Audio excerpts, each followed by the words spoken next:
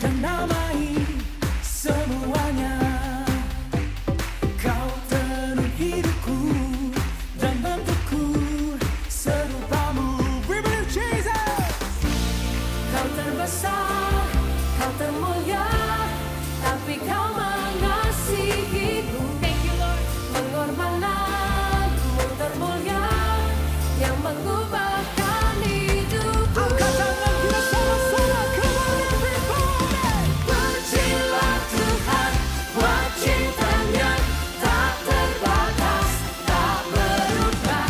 Angkat tangan dan nyanyikan kasih Tuhan tak berubah. Pujilah Tuhan, buat cintanya tak terbatas, tak berubah.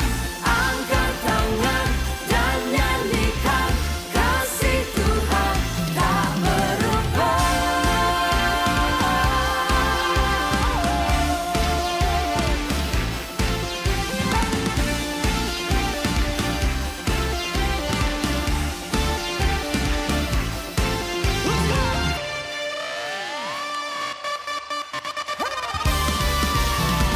Pujilah Tuhan, buat cintanya tak terbatas, tak berubah. Angkat tangan dan nyanyikan kasih Tuhan tak berubah. Buat cintanya tak terbatas, tak berubah. Angkat tangan dan nyanyikan kasih Tuhan tak berubah.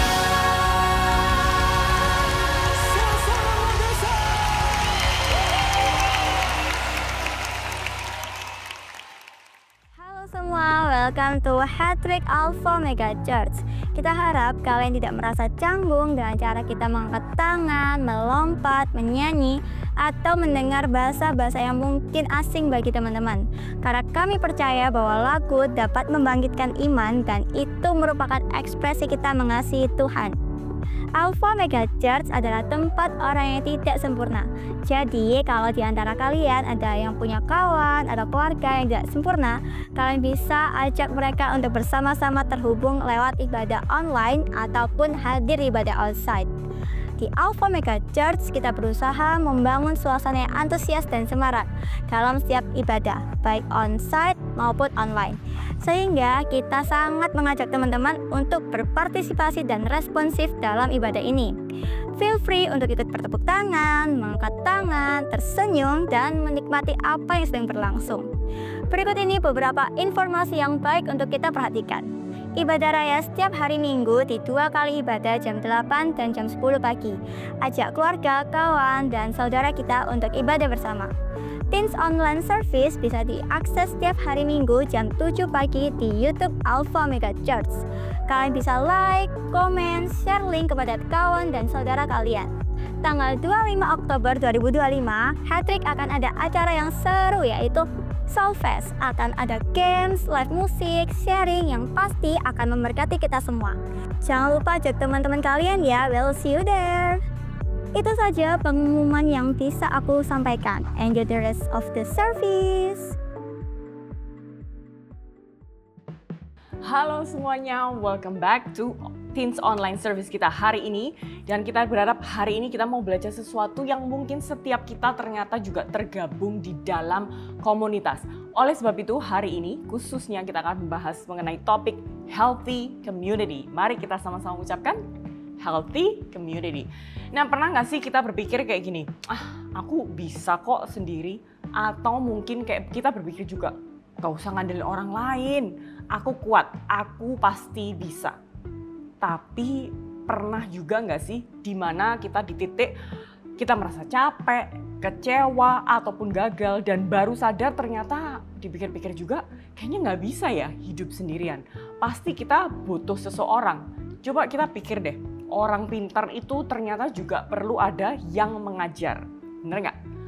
Orang hebat karena ada yang membimbing. Orang yang sukses juga ada karena ada orang yang mendukung. Nah, artinya sehebat apapun kita, sekaya apapun kita, ataupun sepintar apapun kita, ternyata kita tetap butuh orang lain. Karena kita adalah makhluk sosial. Yang setuju katakan yes. Nah, demikian juga dalam kerohanian kita. Kita nggak bisa bertumbuh sendirian. Tuhan tahu kita itu sangat terbatas sebagai manusia. Kekuatan kita, pemikiran kita, mental kita. Nah, karena itu Tuhan itu menempatkan kita di dalam komunitas. Tapi kita harus paham, komunitas yang kayak gimana sih? Nah, mari kita sama-sama coba lihat ya, apa kata Alkitab tentang hal tersebut. Katanya, berdua lebih baik daripada seorang diri. Nah, karena mereka menerima upah yang baik dalam jerih payah mereka. Karena kalau mereka jatuh, yang lain bisa mengangkat temannya. Nah, artinya berarti Tuhan itu nggak pernah nyiptain kita manusia untuk hidup sendirian. Sejak awal di Kejadian 2 ayat yang ke-18, Tuhan juga bilang nggak baik kalau manusia itu seorang diri saja. Nah, artinya berarti Tuhan itu merancang kita memang untuk selalu menopang dan ditopang, menolong dan ditolong, dan bertumbuh bersama-sama. Nah, kalimat bijaknya, semua orang bisa berjalan sendiri, tapi nggak semua bisa bertumbuh sendiri. Mungkin kalau kita mikir, kan bayi nggak dikasih makan atau telat makan mungkin masih bisa bertumbuh sendiri. Itu kan secara genetiknya. Oke, tapi bayi pun mereka juga butuh orang yang menyuapin mereka, yang mensupport mereka, yang setuju katakan yes. Berarti dari awal kita diciptakan, kita nggak bisa bertumbuh sendirian. Nah, kita butuh komunitas. Tapi nih, PR buat kita, nggak semua komunitas itu sehat. Kita perlu komunitas yang justru mendukung setiap kita supaya nggak semakin kita jauh dari Tuhan, semakin kita punya iman yang didewasakan, dan semakin juga dekat sama Tuhan. Masalahnya di dunia ini nggak semua komunitas sehat. Yang setuju katakan, kayaknya iya ya, bener nggak sih? Makanya topik kita hari ini belajar bagaimana membangun dan juga menjadi bagian dari komunitas yang sehat. Efesus 4 ayat yang ke-29, janganlah ada perkataan kotor keluar dari mulutmu, tetapi pakailah perkataan yang baik untuk membangun supaya mereka yang mendengarnya beroleh kasih karunia. Nah, ada 3 hal penting yang kita bisa perhatikan sama-sama, gimana caranya untuk membangun dan juga menjadi bagian komunitas yang sehat. Kalau kita butuh komunitas yang sehat, tapi kita juga harus jadi komunitas yang sehat untuk orang lain juga. Yang setuju katakan yes, yes. Dan gimana caranya nih? Ada 3 hal penting. Yang pertama, buanglah sampah pada tempatnya. Artinya nih, kita mungkin ada kata-kata yang kadang hati-hati dengan ucapan kita. Karena ucapan yang menyakiti, negatif itu seperti sampah. Yang setuju katakan yes. Tingkah laku kita, hati dan pikiran kita itu harus juga yang sehat, yang membangun. Jangan biarin semua isi sampah kita di dalam hati kita, kehidupan kita itu yang terus kita tumpuk. Yang jelek-jelek, yang negatif-negatif terus kita tumpuk dan isinya di dalam kehidupan kita ternyata semua isinya sampah. Nah, apa itu sampah rohani? Sampah rohani adalah kata-kata negatif, gosip, iri hati, amarah, dan kepahitan. Kalau kita biarin lama-lama nih di hati kita, pasti tentunya ya kan nggak semua sampah itu bau, betul. Tapi kita nggak mungkin bisa, ya kan, menyimpan semua sampah. Pasti butuh ruang yang sangat besar, butuh space yang makin lama nggak sehat, dan ada sampah-sampah yang semakin lama semakin bau dan busuk tentunya, mencemari setiap komunitas kita dan bahkan kehidupan kita pribadi. Kalau kita banyak sampah, tentunya yang keluar dari mulut kita, pemikiran kita, pastinya juga nggak baik, nggak sehat. Yang setuju katakan yes. Matius 12 ayat yang ke-34, karena yang diucapkan mulut itu meluap dari hati. Kayak Alkitab tuh tahu banget gitu. Kayak kehidupan kita, apa yang ada di dalam kehidupan kita kalau isinya sampah, bisa jadi itu semua meluap keluar. Nah, kita bisa bayangin nggak sih kalau dalam kehidupan kita, kita terus menyimpan sampah. Nggak pernah kita buang nih. Awalnya, oke lah, awalnya cuman isinya kertas doang sampahnya. Kan nggak bau, it's okay. Tisu, paham nggak sih? Tapi kadang kalau kita flu, kita buang yang tisu yang udah, sorry to say, penuh dengan bakteri dan sampah kita terus biarin, kita bisa bayangin nggak kita menumpuk sampah yang banyak bakterinya, banyak virusnya. Belum lagi nih makanan-makanan tersisa ataupun kulit, sayur, buah dan lain sebagainya yang bisa membuat bau yang nggak sedap. Nah, bayangin nih kalau kita nggak pernah ngebuang semua sampah itu, bisa jadi apa ruangan kita? Bener nggak? Begitu juga kalau kita nggak mau ngebuang sampah rohani, cepat atau lambat orang-orang di sekitar kita pasti akan merasa nggak nyaman.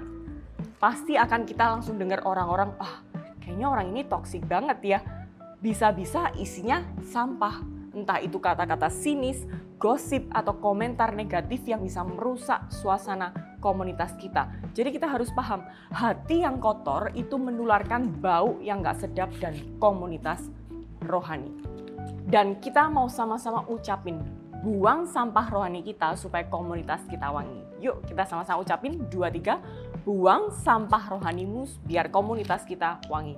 Nah, setelah sampah dibuang, jangan lupa tubuh kita juga perlu dibersihkan. Sama-sama kita ucapkan dibersihkan. Supaya apa? Nggak bau lagi. Kita pasti paham kalau kita buang sampah nih, kita tahu sampahnya itu banyak hal-hal yang busuk di dalamnya. Mungkin juga banyak virus dan bakteri. Pastinya setelah kita buang itu kantong sampah, pasti kita akan cuci tangan kita. Yang suci kita yes. Oleh sebab itu, dalam kehidupan spiritual life kita juga perlu, selain buang sampah, kita juga harus yang kedua bersihkan diri kita supaya nggak bau. Nah, artinya nggak hanya berhenti membuang sampah, tapi kita juga perlu untuk membersihkan diri kita dari dosa, luka batin, ataupun kepahitan lewat pertobatan dan juga pengampunan. Kadang bau itu bukan karena lingkungan, tapi bisa juga dari dalam diri kita. Ada yang kelihatannya baik di luar, tapi masih menyimpan iri, dendam, kesombongan di dalam hati kita. Dan Mazmur 51 ayat yang ke-12 mengatakan, ciptakanlah hati yang tahir dalam aku, ya Allah. Perbaharuilah batinku dengan roh yang teguh. Nah, pernah nggak ketemu orang yang mungkin kayak nggak mandi 1 minggu? Kita bisa, mungkin kayak kita bingung, orang ini nggak mandi 1 minggu, kayak bau banget, bener nggak? Kita aja pasti nggak nyaman berada di sekitar orang yang nggak mandi 1 minggu ataupun lebih. Nah, orang yang hidup dalam dosa tapi nggak mau bertobat secara rohani itu juga bau seperti itu.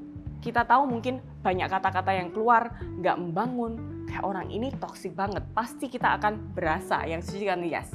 Tapi kabar baiknya Tuhan kasih sabun rohani yaitu pertobatan dan pengampunan untuk setiap kita.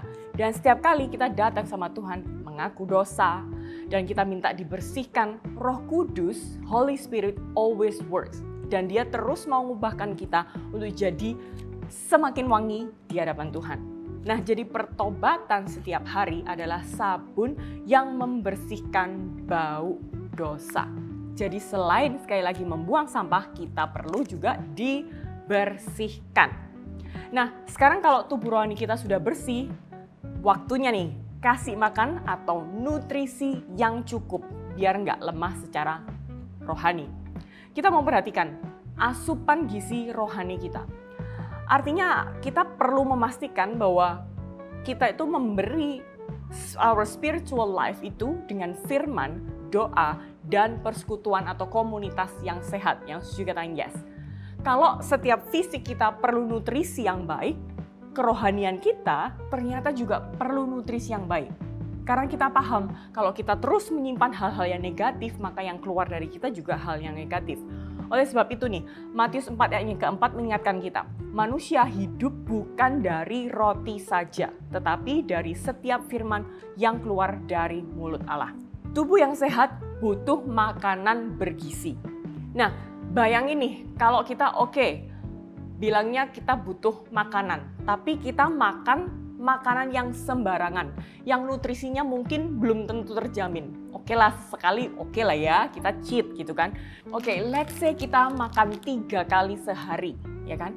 Bayangin 3 kali sehari kita makannya semuanya setiap kali Makanya instant noodle. Wow, mungkin ada dari kita, aku suka instant noodle nih, gampang, praktis, dan rasanya pasti enak. Oke, sesekali mungkin masih oke. Tapi bayangin kalau nutrisi yang masuk ke dalam tubuh kita setiap kali itu cuma isinya instant noodle ini. 3 kali sehari, dalam 1 minggu kita tahu berarti 21 kali. Bayangin dalam 1 tahun kita menumpuk berapa kali nih instant noodle yang isinya mungkin banyak pengawetnya, bahan-bahan kimia yang bahkan juga mungkin nggak ada nutrisinya yang baik, yang sehat ataupun nggak berprotein. Nah kita bayangin nih, kalau kita makan terus mie instan itu kayak lama-lama pasti tubuh kita drop, yang setuju kata yes. Nah begitu juga dengan rohani kita, atau kalau kita tuh jarang baca firman, jarang doa, lama-kelamaan pastinya akan lemah dan mudah goyah. Sama-sama katakan lemah dan mudah goyah, 2, 3, lemah dan mudah goyah. Banyak anak muda hari-hari ini mengalami mungkin kekurangan gizi dalam rohani kita, spiritual life kita. Karena mungkin nutrisinya yang nggak bagus, nutrisinya yang buruk. Mungkin cuman baca ayat singkat di story, ataupun mungkin cuman baca motivational words, ataupun mungkin renungan yang cuma berapa detik di sosial media, lalu merasa kayak udah cukup. Padahal itu semua cuma cemilan rohani, yang setuju kata yes. Nah kita butuh makanan yang utama. Kita nggak bisa kalau setiap hari cuma makannya nge-snack, cuma snack doang, camilan doang. Tapi kita butuh main dish, kita butuh makanan utama. Nah kenapa kok butuh makanan utama? Makanan rohani yang bergizi itu membuat kita kuat menghadapi badai kehidupan. Itu yang membuat kita bisa secara rohani sehat, secara rohani kita bertumbuh, secara rohani kita bisa dewasa, yang setuju kan yes. Nah tips nih menjaga gizi rohani kita, our spiritual life, gimana nih? Baca dan renungkan firman kita setiap hari. Hey, tahu nggak? Firman Tuhan itu sesuatu yang fun, yang bahkan mungkin melebihi story-storynya ya, melebihi film-film yang pernah kita lihat. Kayak, wah, amazing banget gimana ada banyak kejadian yang supernatural yang nggak pernah kita lihat sebelumnya. Dan the one thing kenapa kok menarik banget itu firman, karena apa? Mereka benar-benar terjadi, bukan cuma cerita fiksi. Oleh sebab itu kita perlu merenungkan dan menerapkan terus. Yang kedua tipsnya adalah jaga waktu doa kita pribadi. Kita nggak bisa bilang sama Tuhan, oh Tuhan aku nitip aja ya sama si B ya. Doa hari ini aku nggak bisa nih, aku skip nitip orang lain. Gimana ya? Kayak kita kepinginnya kadang berkat dijawab untuk kita pribadi, tapi pada saat doa kita merasa kayaknya aku nggak dulu deh. Nah, tips yang kedua untuk jaga spiritual life kita yaitu kita perlu doa pribadi secara personal. Karena kita pribadi yang butuh membangun relasi dengan Tuhan, itu nggak bisa titip orang lain. Dan yang berikutnya, ikuti persekutuan yang membangun. Ikuti community atau healthy community, dan kita punya komsel, yaitu cell group di tempat ini, yang lewatnya kita bisa terus dibangun dalam iman kita. Dan yang berikutnya, tipsnya adalah hindari junk food rohani. Seperti gosip rohani, debat tanpa kasih, ataupun komentar negatif di sosmed. Nah, ingat kita baik-baik, kalau tubuh kita bisa sakit karena makan sembarangan, dan roh kita juga bisa lemah karena asupan yang salah, yang tidak sehat. Nah, oleh sebab itu, gizi rohani kita juga perlu dijaga, supaya kita terus jadi pribadi yang kuat, positif, berdampak, dan itulah bahan utama, nutrisi utama untuk membangun komunitas yang sehat. Jadi gimana nih untuk membangun dan menjadi bagian dari komunitas yang sehat? Kita perlu mulai dari diri kita sendiri. Mari sama-sama kita ucapkan, dimulai dari diri kita sendiri. Komunitas yang sehat nggak muncul secara otomatis. Itu dibangun oleh pribadi kita masing-masing yang sehat. Oleh sebab itu, sebelum kita menuntut orang lain untuk terus menjadi komunitas yang sehat buat diri kita perlu mulai dari diri kita sendiri. Buang sampah rohani kita, bersihkan diri kita dari dosa, dan kita mau perhatikan asupan gizi rohani kita. Roma 12 ayat yang kedua mengatakan, janganlah kamu menjadi serupa dengan dunia ini, tetapi berubahlah oleh pembaruan budimu. Nah, sekali lagi, komunitas yang sehat lahir dari hati yang terus mau dibersihkan dan juga dipenuhi oleh firman Tuhan, prinsip dan nilai Tuhan. Jadi, hey guys, teens khususnya, mari setiap kita nih cek apakah kita udah tergabung dalam komunitas yang sehat. Nah, tapi sebelumnya coba kita tanya ke diri kita introspeksi diri kita, apakah aku sedang jadi bagian yang menyehatkan untuk sebuah komunitas ataupun justru mencemarinya. Mari kita sama-sama ambil keputusan dan kita mau bilang, aku mau jadi pribadi yang sehat rohaninya supaya komunitasku pun sehat.